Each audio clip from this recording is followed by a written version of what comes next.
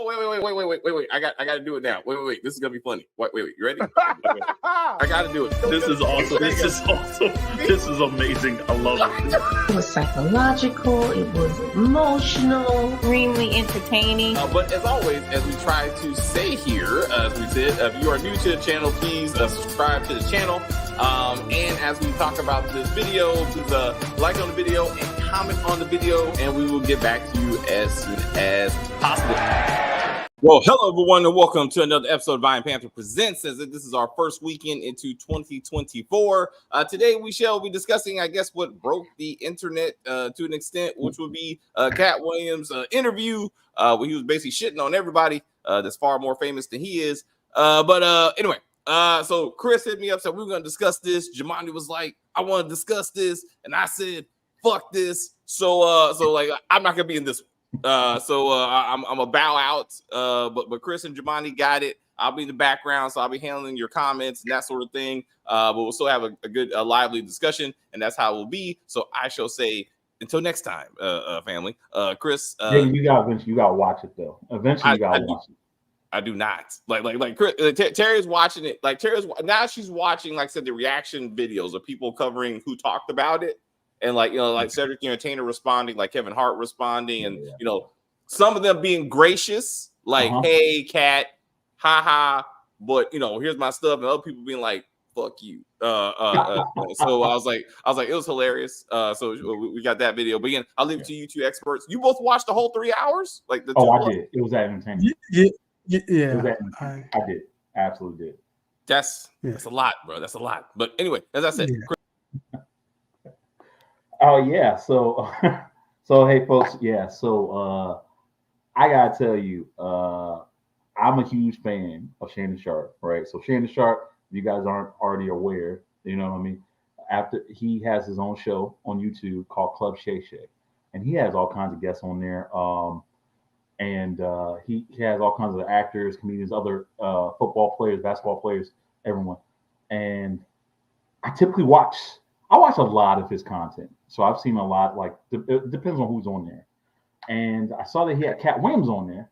And I was going to watch it. I know that damn thing was like, oh, because usually his interviews are maybe 2 hours. And I saw this one was damn near 3 hours. And I'm like, 3 hours?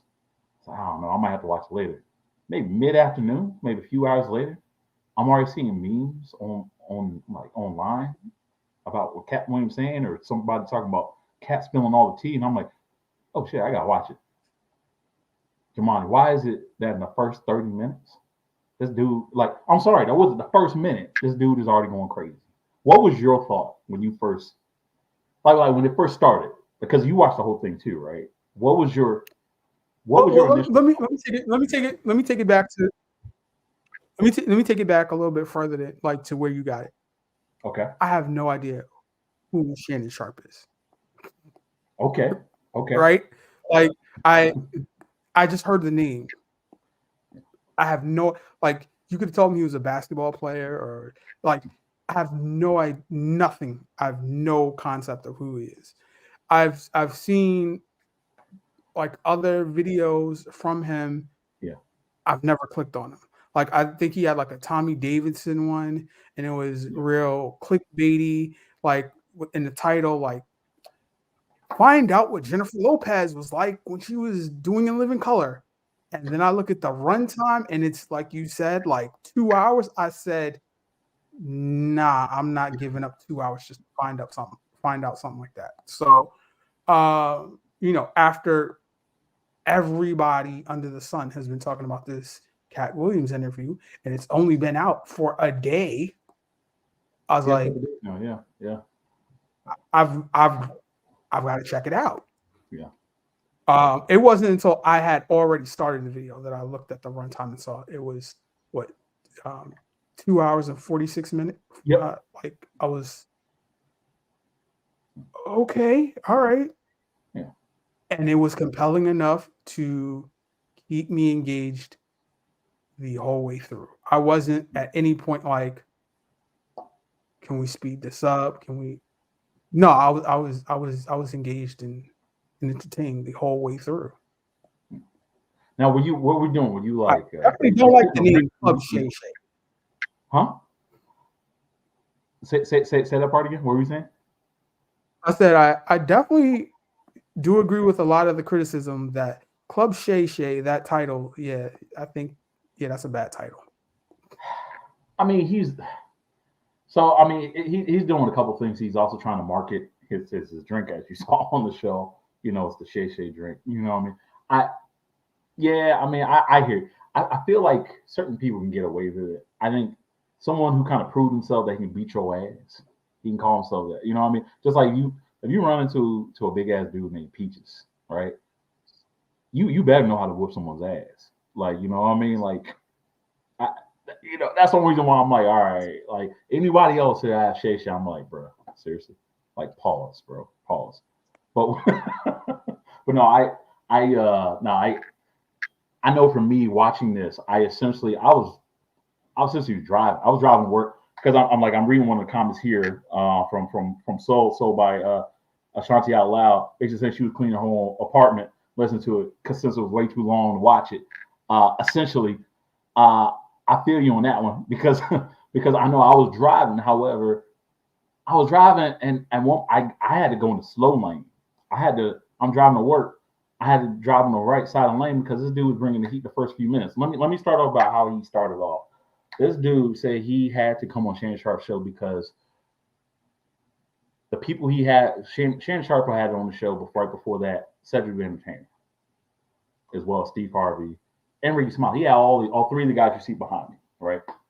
And he felt compelled to contact Shannon and say, hey, look, I need to come on the show to tell the truth. And within the first few minutes, well, I heard it was the other way around, that he was trying to get Katt Williams for like over a year, and now he finally agreed to come on. Oh, okay. So maybe he just said yes now because he heard what the other comedians are saying, which means I'm assuming Kevin Hart's probably going to be because niggas gonna be lying. Probably because of that. Probably because niggas be lying, and he's like, yeah, I gotta say something. I gotta come out and say something. So,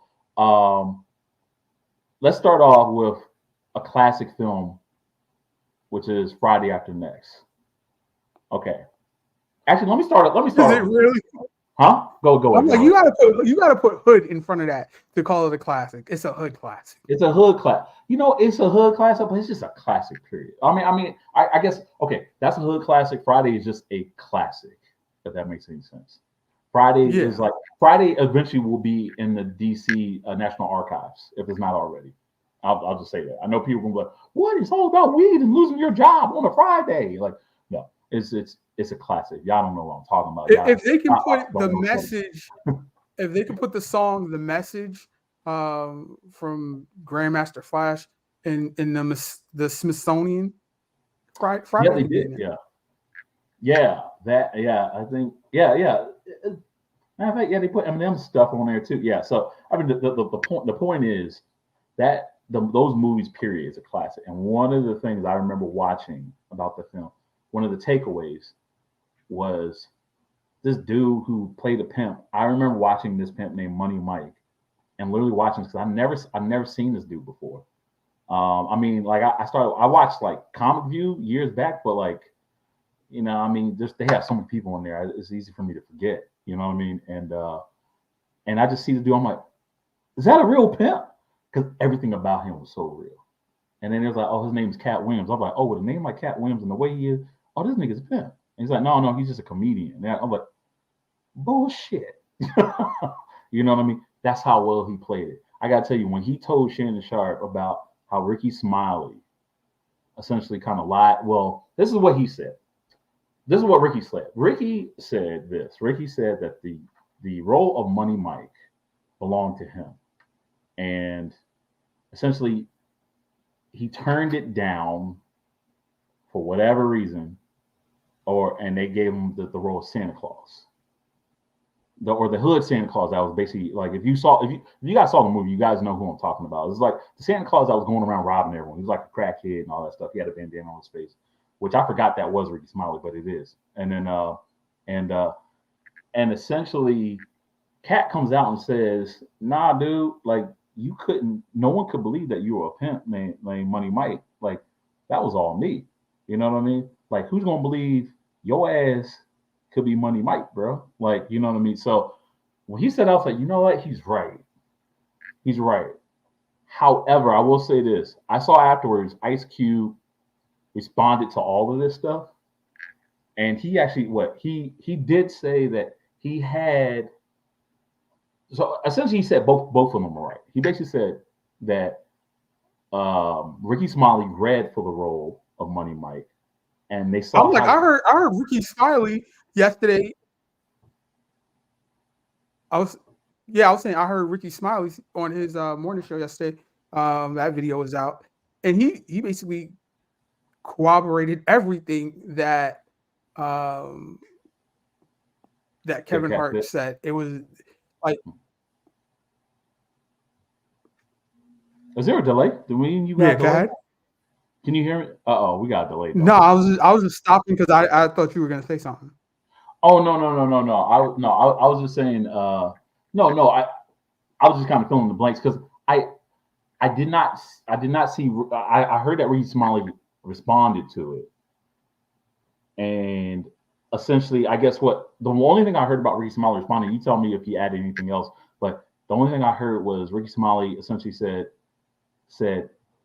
I had the role. The only difference is that he was like doing some other crap or something in it, and he didn't like it. He didn't like it, so he therefore went for the Santa Claus. I don't know. Is that what did you get from it? I didn't see the when he was on Club Shay Shay. I saw his yesterday rebuttal. So his yesterday rebuttal was, I had the role, it was locked in, and he actually called up his manager to to co-sign, and they're like, we had the role, and we went to do another we call audition in front of like the studio, right? And it was like already locked in with Ice Cube and the producers and stuff, and it was like last minute they said, we want you to try out for the Santa Claus instead. Yeah. And he was like, okay, I'll roll with that. And he, they kind of just switched the role because they found somebody better. And he was like, I was good with it. I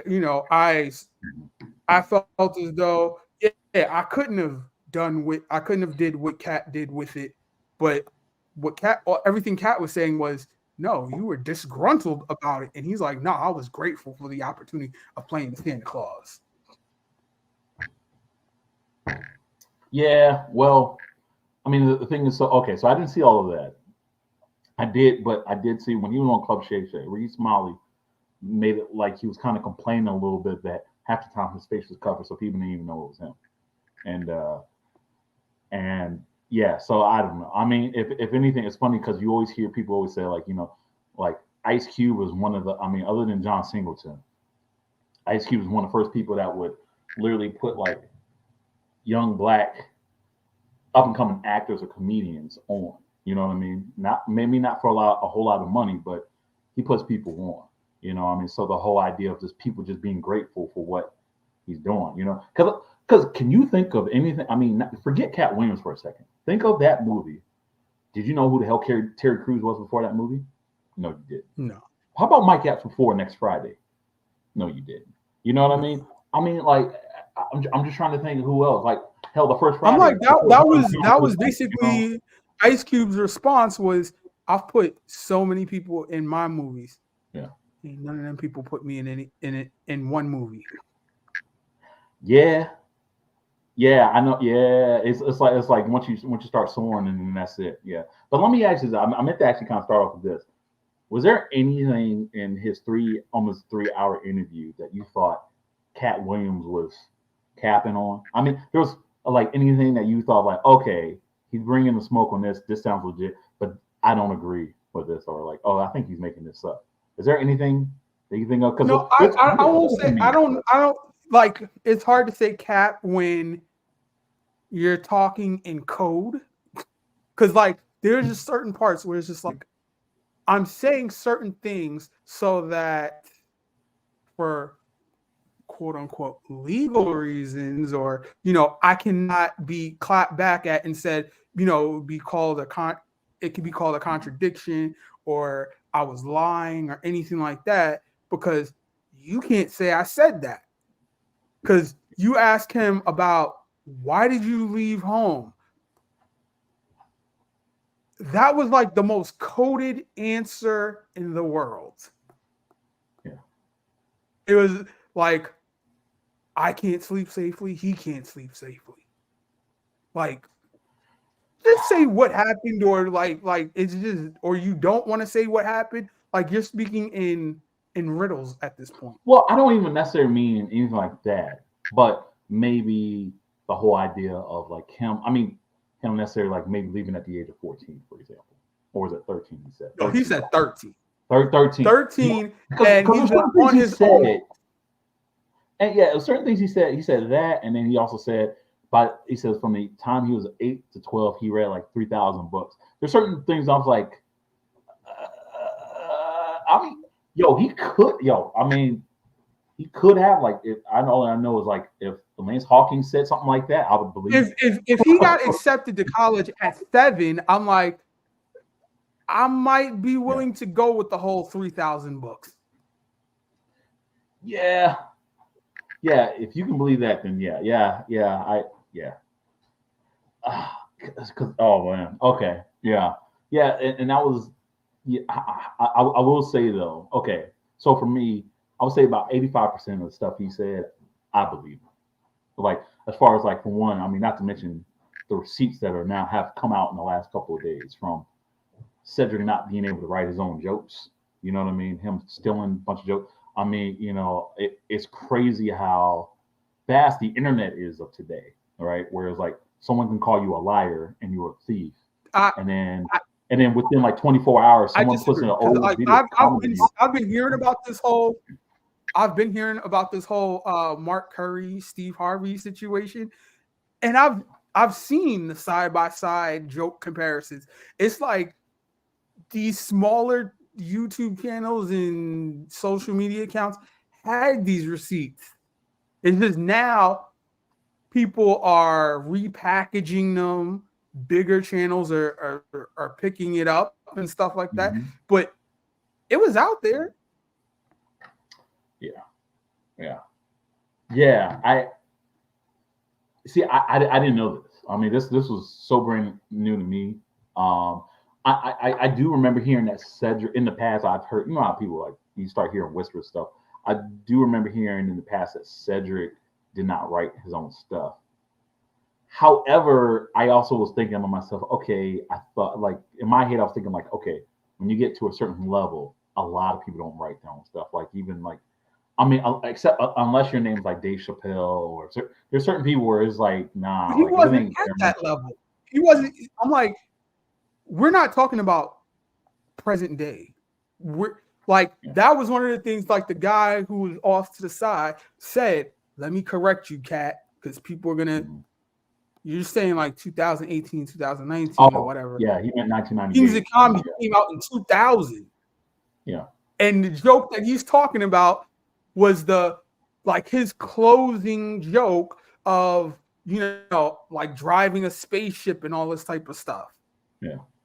Like, that whole joke was, the stolen Katt Williams joke. So that was in 2000. Like, what did we know him from other than the Steve Harvey show at that point? Him being Steve Harvey's sidekick. His variety show, the Cedric show, where he played that woman. He played a one, like he played that little that lunch lady thing. No, but you're right. No, that right. came after. Yeah, you're right. That was after all that stuff. And to your point, yeah, I think we only knew Cedric as like Mr. Hightower's right hand man, and that's it. You know what I mean? Yeah, and he was the gym teacher that Mark Curry played on his show. Because let's get into that. He said you stole his whole show.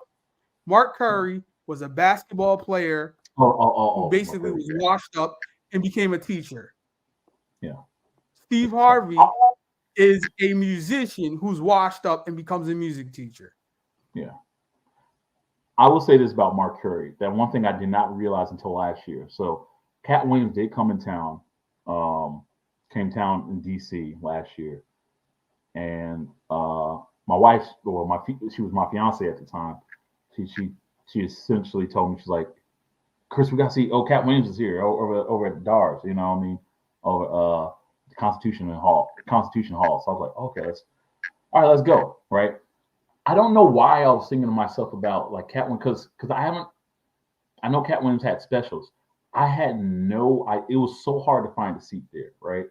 So that kind of spoke volumes for him. Right. And one of the people he brought on was Mark Curry. Mark Curry came on literally, I think she was two comedians right before Katt Williams. And I gotta say, Mark Curry, him and Ray Grant, I would say Mark Curry is probably one of the funniest dudes I've ever seen on stage. His bit was only like barely 10 minutes long. That crap was so funny. Matter of fact, I was like looking the whole time. I was like, "Yo, it's Mr. Cooper. He's back." And I'm hearing the stand up. I'm like, that dude's so freaking talented. So I was impressed. Oh, hold on, we got a comment here. Motown investor. Certain people and children can read 3,000 books and remember everything in them. You know what? And you're absolutely right. I guess I'm just thinking of it in the sense of like someone who grew up trying to even struggle reading one or two summer readings in school. That the idea of an 8 to 12-year-old wanting to do 3,000 books is baffling to me, or maybe I'm just. But that being said, and especially, and let's be real, I think a lot of it is just us judging too. Like, you know, how you sometimes you just look at someone like that dude's reading. Sure enough, yo, you show No, like, well, you know, there's context to it because all right.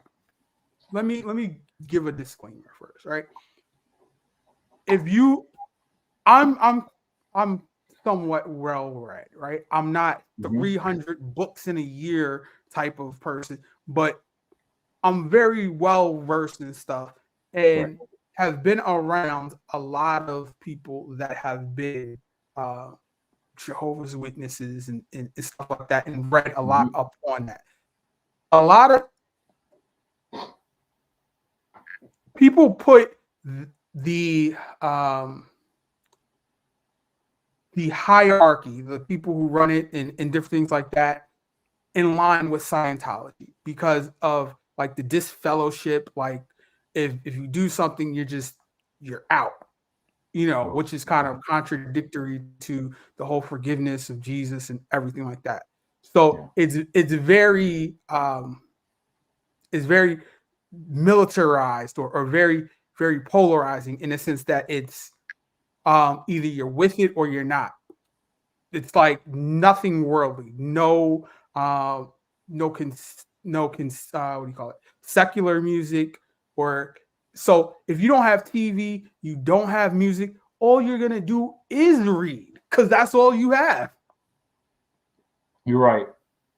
No, you're absolutely right. I mean, and especially, you know, and then I think of it the way he was brought up too, the way that Katt Williams. I mean, I guess he lived in a really strict household with his father. You know, what? Yeah, yeah. Okay, yeah, I can see it. It just. I guess that just at the time when I heard 3,000, you know, I had like that because let's be real, to anybody that number just jumps when you think of an age. You know what I mean? So I mean, I don't know if that just means what does that mean in our society in the sense of like maybe that should not be that ridiculous of a number. You know what I mean? But that's, you know. No, it's still ridiculous. But you're putting it.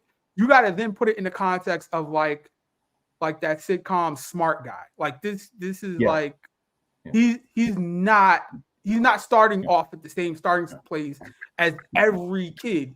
He's already on college level.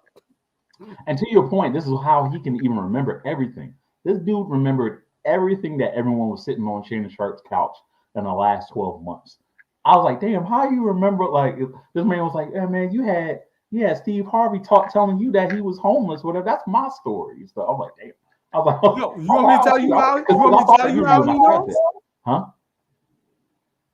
He knows because he's gets that information. That's the type of brainiac that he is. He sits there and takes notes. He said in the interview, "You want me to tell you how I know I'm funnier than this person? Because they did a set, I timed it, I saw how many applause they got, I timed my set, how many applause I got. Yeah.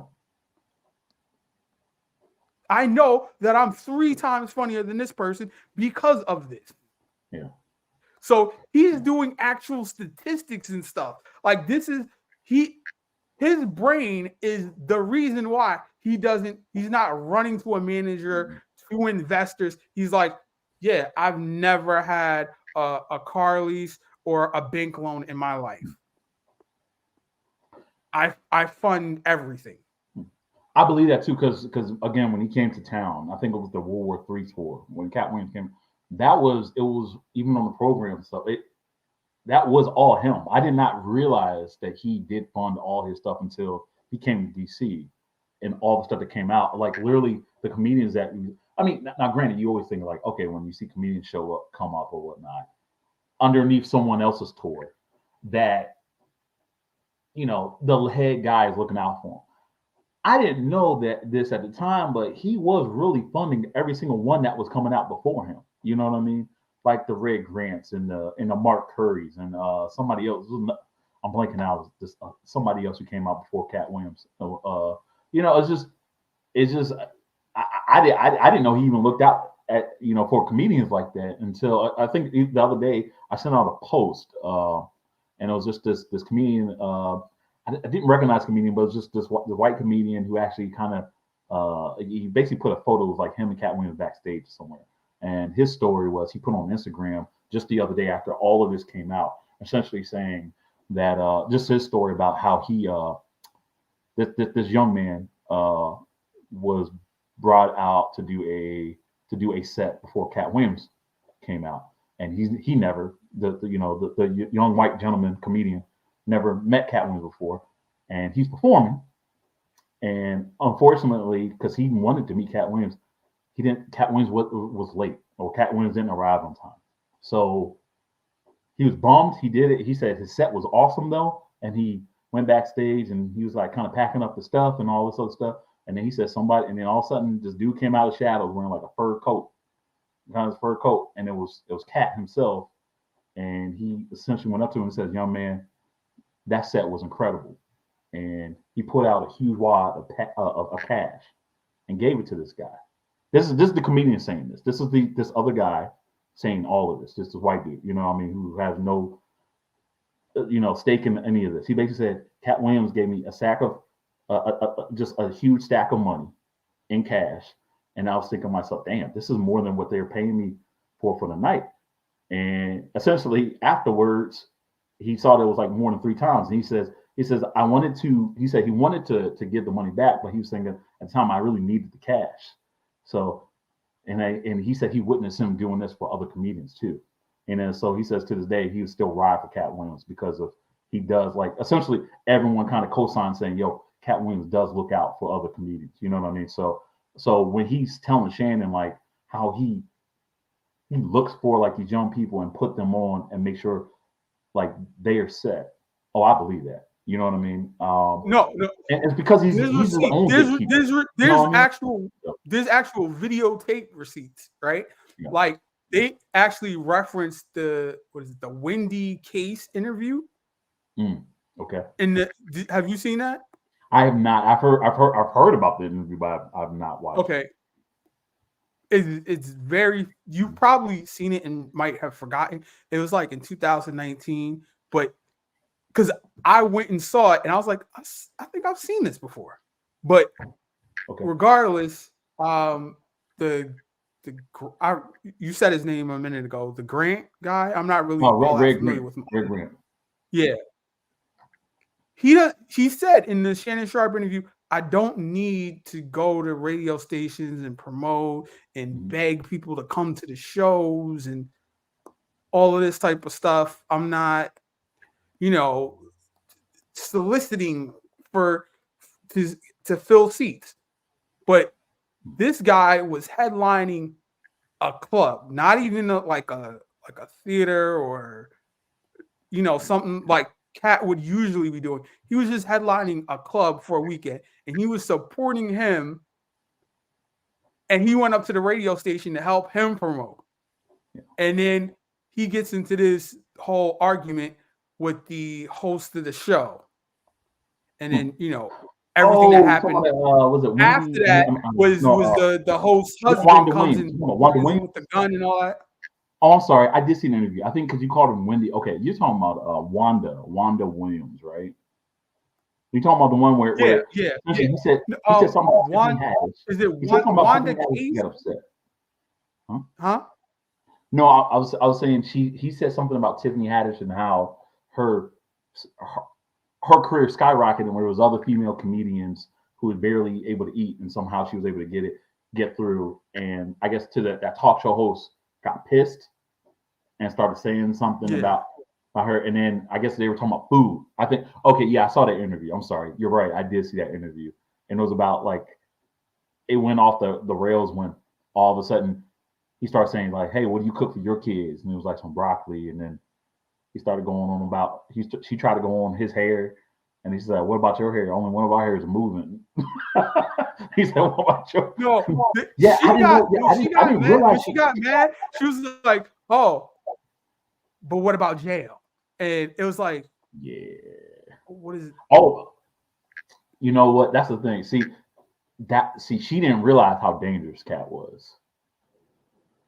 I remember that interview, and I remember thinking like, damn, you don't know Katt, right? Like, there's two comedians I can think of where even if you have a good shot that like to take it, you got to make sure you go for a headshot so they can't get up. And there's two people. That is D.L. Hughley and Katt Williams. If you fuck around and you don't make sure you can take them down, man, you about to get a rocket launcher sent to, and that's what happened with her. Like, now, when she brought up the whole jail thing, I was like, "Oh, you just said, up. Right?" About what you just said. Yeah. That is very depressing for the American education system, because I'm like, you just want to invest more in having more Malcolm X's, because both of these, D.L. Hughley and Katt Williams, didn't graduate from high school, but yet they're those are probably one of the most brilliant Black comics that can speak on any topic. Yeah, and speaking of genius, Motown Investor also stated, talking about her nephew, essentially saying that geniuses do exist, and most of them have small stature, and talking about her nephew's.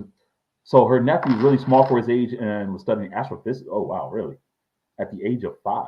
Oh, okay, yeah, he's a genius. Oh yeah. No, you're absolutely right.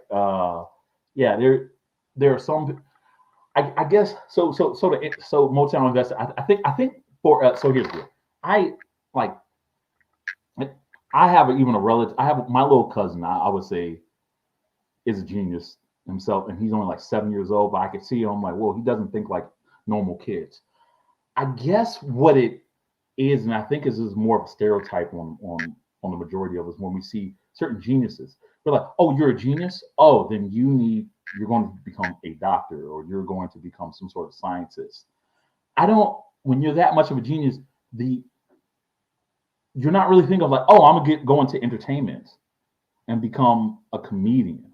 I think that was my own biasness with that. So that's why if I just heard some random dude, right? A random dude didn't even know his profession, and he said, oh, when I was this age, I read this many books, I would have been like, oh wow, that's a lot. You know what I mean? But I guess when you're hearing that about an entertainer, I don't want to make it seem like we just think of entertainers as being dumb. You know what I mean? But but essentially, you just thinking like, okay, if you're that much of a genius, I'm surprised you just didn't get into this field. You know what I mean? And I think that's where my mind was at. If that makes any sense, you know what I mean? So it wasn't like I was just straight up just trying to dismiss what Katt Williams was saying about that particularly. It was just that was the one that kind of made my eyebrows go up, because to be honest, I didn't never even heard of him even having that high of IQ in the first place. You know what I mean? But I don't know.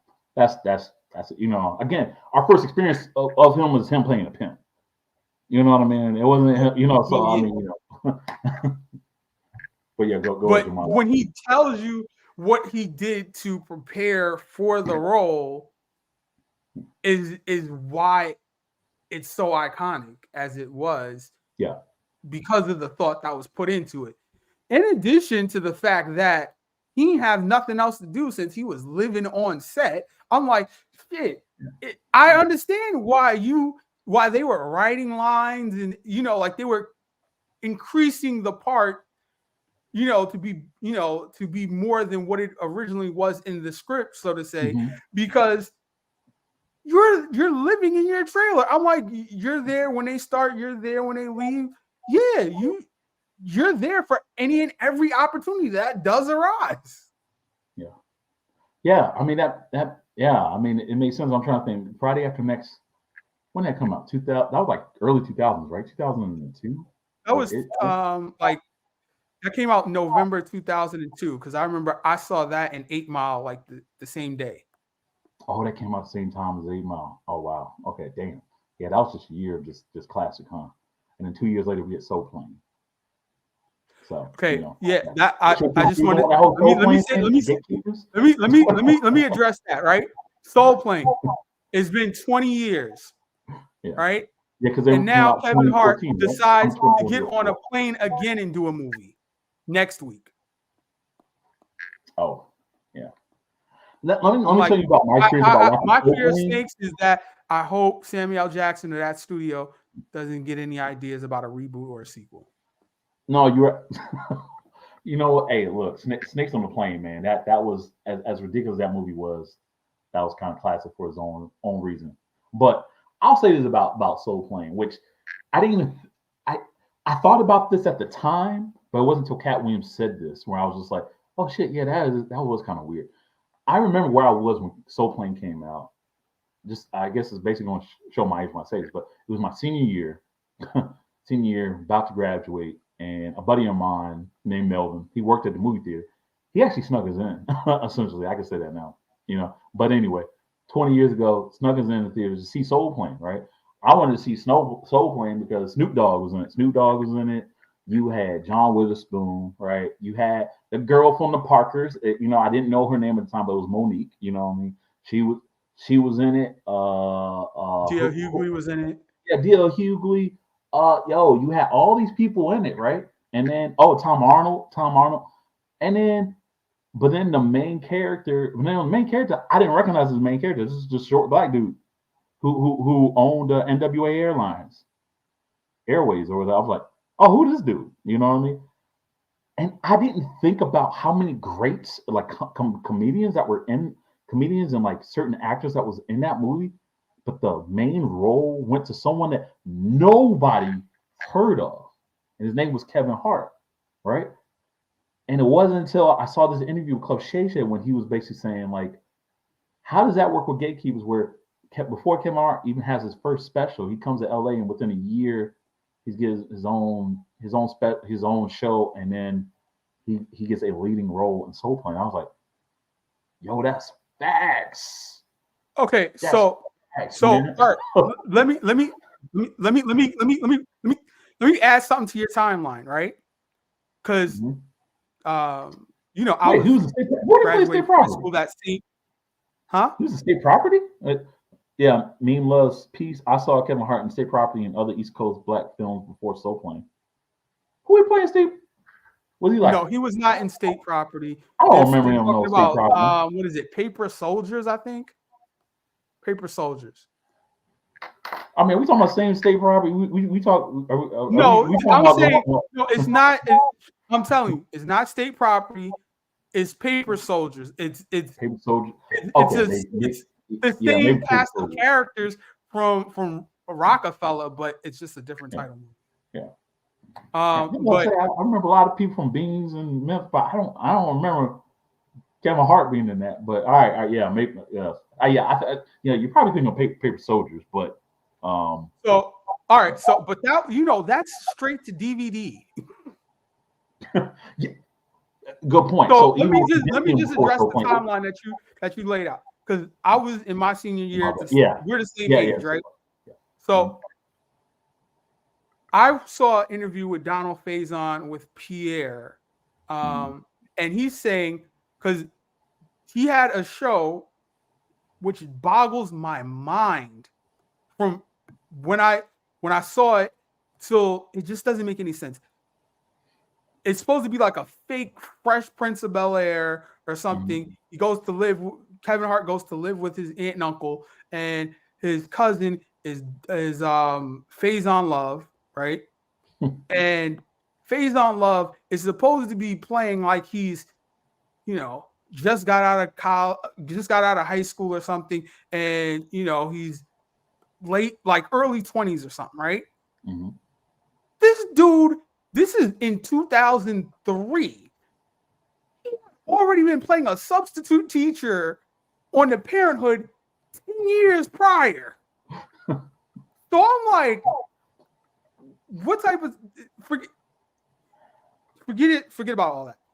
They go to the upfront and the show is already canceled before it airs, right?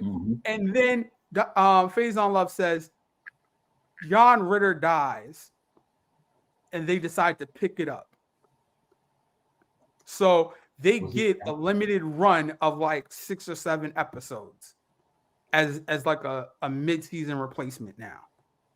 So Memes Loves Peace is asking. So that was the same what do you call it, TV season that would lead into Soul Plane coming out that summer.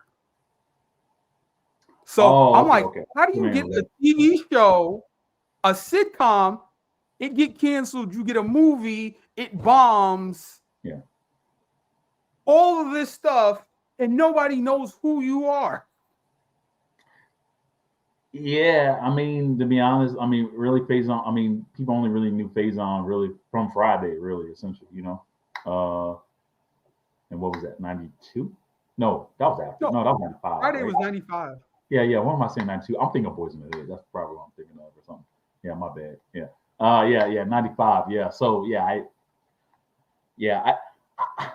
I was really okay. I'm gonna say this. Here's the deal about Katt. Let's bring it back to Katt for a second. One thing I'm now realizing between this interview and then that other interview we were just talking about, we were talking about with Wanda, homegirl who basically pulled a gun, or her husband pulled a gun. Wanda Williams or whatever her name is. Anyway, don't ever bring Katt Williams' name out your mouth unless you know the hardcore facts, or even let's say they're facts and you got something bad to say. Yo, all I gotta say is glass houses, and I'm real, and I this is, I think this is why Katt Williams gets so much respect for a lot of people, because he does not give a fuck. You know what I mean? Because he's right. You know so many people who are probably getting probably pissed off at folks like Steve Harvey, who don't do, like, because let's be real, he doesn't really do stand up. I mean, he did some stand up for a little bit, and then he got his show with Steve Harvey. I ain't gonna lie, me as a kid, when I watched Steve Harvey's show, I did think, I was like, yo, this dude got the best hair ever. I remember thinking, like, looking back at it, I'm like, oh damn, yeah, that joint was hella fake, right? But it is interesting how there's so many comedians who are hilarious on stage, right? Hilarious. But then the only one I can think of that actually really had a great sitcom who was like a really great stand-up, in my opinion, is probably Bernie Mac. Bernie Mac, I mean, obviously, well, I don't know if you want to say Dave Chappelle, because Dave Chappelle's his was more of like a skit comedy. Yeah. It's a sketch. Yeah, it's a sketch comedy, but I guess that still counts. You know what I mean? But Bernie Mac, I would say, was one of the first times where you see someone who was truly on the stage and not just doing original Kings of Comedy. Yeah, he did original Kings of Comedy, but he toured, you know what I mean? And that's it. So I do find that interesting that no one else will call out folks like Steve Harvey. I'm like, I got to call a flag on the play. What do you mean? The most iconic sitcom is like Martin for Black people. Like you can't forget about Martin Lawrence. Well, I mean, okay, fine. If you want to take it back there, then I guess I could say Red Fox. Then you know what I mean. I guess you can go Red Fox. Yeah, I hear you. Yeah. Good point. Martin Sanford is. I'm like Bernie Mac and Martin Lawrence were both on Def Jam at the same time. Yeah, like were. He was the host, but you know. Yeah, that's a good point. I forgot about. Yeah, that's good. I guess I was looking more at eras than anything. You know what I mean? So like before, obviously before that, you had Sanford and Son and all that, and then during that time, and then after that was the age of the early of the '90s, right? And then you got the '90s with, I'm trying to think what other comedian was out there around the same time as Martin on TV. There wasn't really anyone else. That was it, right? It was just Martin. I'm trying to think. I can't think of anyone else in the '90s. I'm talking about. I can't think of anyone else. But no, Mark Curry. I guess Mark Curry. Mark Curry, hanging on Mr. Cooper. You know what I mean? Mark Curry. Yeah, you had Eddie Griffin. Eddie Griffin had a show. That's right. The Wayans brothers. Right. Yeah. Jamie Foxx show. Now I can think of a bunch of them now. Damn. At first I couldn't think of shit. Yeah, but in 2000s you didn't really have much of really anyone else until really Bernie, and then I don't know. I mean, I don't know if you want to put Damon Wayans up there. You know what I mean? I mean, Jamie Foxx, I guess. Jamie Foxx, But I guess the point I'm trying to make though, I guess with Steve is, it is interesting that no one would ever say a damn thing about Steve or Cedric, because those guys are seen as like the gods of comedy, in the sense of like, okay, you can talk about how, like for example, I'll take Dave Chappelle for example. With his special coming out, you hear all kinds of people just talking all kinds of stuff about Dave Chappelle, like, oh, Dave Chappelle ain't funny, or Dave Chappelle is so controversial. Oh, he's this, he's a homophobe, he's a blah blah blah blah, he's a racist, he's a sexist, all this other stuff, right? You don't hear shit. People don't say shit about folks like Cedric and Steve. Now, granted, you could say because maybe they're not as controversial, but I'll also argue to say it's because no, but you don't hear anything because you're just not allowed to say anything about those guys, huh? But you don't hear anything about Steve Harvey because he doesn't do stand-up anymore. That was part of Katt Williams' point, was why don't you do stand-up anymore? Because you're saying that you can't do it because you have all these talk shows and TV shows. Yeah. They're gone. Yeah. Why can't you do it now? Yeah. I find that rather interesting. Oh, Dave's back. Our parents are back. We're gonna have to hurry up and clean the room now. We got to clean the room now, Tamani. No, but yeah. So okay. So that's a sign that we need to wrap it up, guys. But anyway, let me conclude with this, right? Everyone in their mama now is now if Katt Williams said your name and during this 3-hour interview, everyone has a response. I heard that apparently John Majors is responding to this because of what he said about John Majors, and oh shit, and Diddy, you know what I mean, and all this other stuff. So and the stories he had about Diddy, I was like, okay, you know what I mean. So I feel like comedians, for one, it's like music in a sense. If you heard that Drake was stealing other people's music, right? It's one thing if someone wrote something for Drake, but if someone all of a sudden you start seeing that he stole something from Eminem, they would put him on blast, right? That's essentially what's going on with folks like Steve and Cedric, right? I mean, do a lot of comedians do it?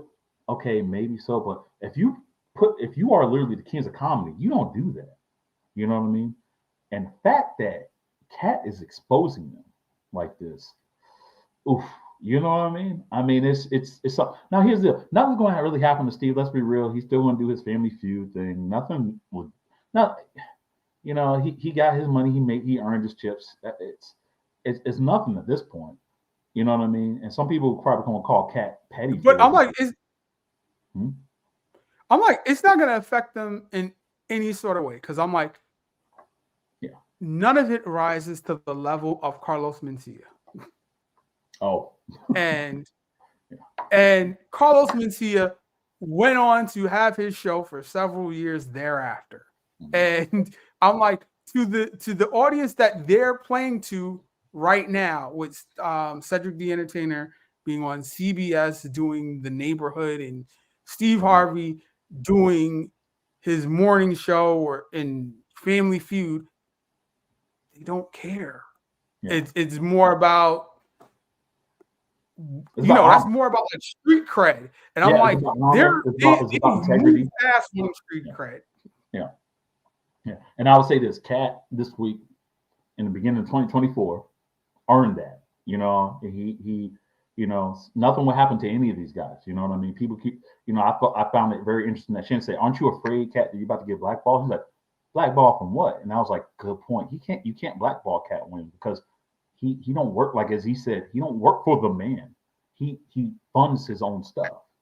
He puts money. Yeah. So he said Netflix likes it and Netflix just buys it. No, he said my next deal is going to be in the 8 figures, which means 10 million to start, right? Yeah. I'm filming it in May. So it's a matter of, I just did this to put a little bit more heat on my name. So I might go from 10 to 12. Mm-hmm. Yeah. And if you go onto Netflix and you see just see how, well, at least at the time when it came out, how popular it was from Netflix. I mean, I can understand it, I mean, again, we saw him live last year, and I couldn't remember seeing an empty seat in that spot. And I think he was there for, I think this was the second day that he was in town. So the second day it was sold out. You know what I mean? So yeah, he's definitely a great comedian. He's one of the tops. I love the fact that he gave other comedians prop, because he could have won. Super Petty went on everyone. No, he said D.L. Hughley is one of the best. I won't say anything bad about him. He said Dave Chappelle is one of the greats. I won't say anything about him. And he gave other props to other comedians, such as like folks like Mark Curry and other lesser comedians who probably don't even get enough shine like Katt Williams. You know what I mean? So and that's why, generally speaking, there's no reason for him to lie, generally speaking, for what the stuff that he was saying. You know what I mean? And why he was compelled to even come on the show in the first place. So big props, and entertaining. And folks like David, you should watch it. I'm telling you, clean your house. If you got some, I mean, I know it's early in the year, but if you got some early spring cleaning you gotta do, put on some headphones, listen to Club Shay Shay. Dave's like, bullshit. I can. This is Jim safe. All right. Y'all need to wrap this up, because I got to get to our 2 o'clock recording. Yeah. Oh, yeah. But anything else you guys say, Jamon or David? Yeah, I think Katt Williams said it all. Yeah. Same here. So other than a lot of the people he named, when he said they don't have comedy specials on Netflix or Tubi, and I'm like, damn, how you not get a special put on Tubi? Yeah. No, you're absolutely right. Yeah, and Motown Investor is so funny. I saw that side by side video of Katt doing the Apollo's kit with the whole car, and then literally Cedric doing that in Original Kings of Comedy. I saw the Original Kings of Comedy version, and I was like, oh, that was good. And then now watching it now, it's gonna be hard to now try to rewatch Original Kings of Comedy, knowing that was taken from Katt Williams. You know what I mean? So yeah, but it is what it is, man. So Katt spoke his shit. So anyway, so that's it for me, guys. Hope you guys was kind of somewhat entertained. We obviously were. I'm sure y'all were watching all this. So but yeah, guys, if please take the time to like, comment, and subscribe, and we will see you next time, and happy 2024. Jamani, please say goodbye. And the same for me. Like, subscribe, notification bell. See you in the next video. Thanks, Jamani.